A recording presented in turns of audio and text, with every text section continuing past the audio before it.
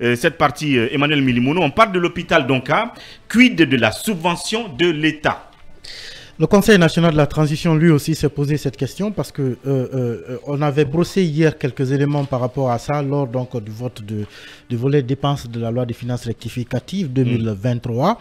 Il se trouve que le Conseil national de la transition, évidemment, a constaté que jusqu'à date, donc la subvention qui est dédiée à cet établissement hospitalier n'a pas encore été payée. La contrepartie guinéenne également, conformément aux clauses contractuelles, parce que l'État guinéen est en partenariat avec une entreprise qui s'appelle Netsen Group Inc., qui gère en fait la partie administrative de l'hôpital. C'est un groupe canadien. Comme on l'a dit, oui, canadien. Qui est dans le volet gestion de l'hôpital.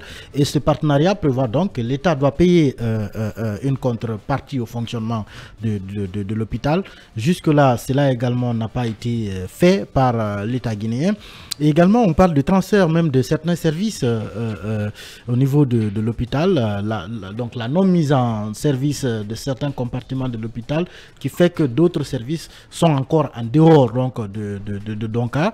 Tout cela a été brossé par les conseillers nationaux de la transition, même si aussi ils ont ressorti le fait que le budget évidemment global qui est loué au secteur de la santé ne soit que de 4,83%. Donc c'est le budget global qui est alloué au ministère de la Santé, alors que la norme sous-régionale est de 12% et puis la norme OMS est de 15% du budget national.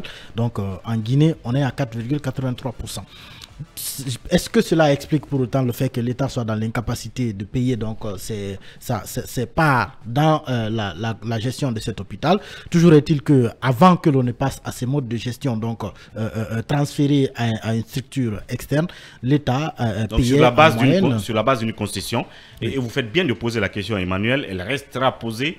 Le temps qu'on observe cette pause, derrière on reviendra et justement Talibé aussi nous dira qu'en est-il justement des salaires que perçoivent les médecins qui évoluent justement dans cet hôpital. Et puis derrière nous aborderons le sujet judiciaire, affaire Sol Guinée, des Chinois contre des Guinéens, et le TPI de Doubreka qui ordonne la saisie-vente donc de plusieurs biens de cette société de ciment.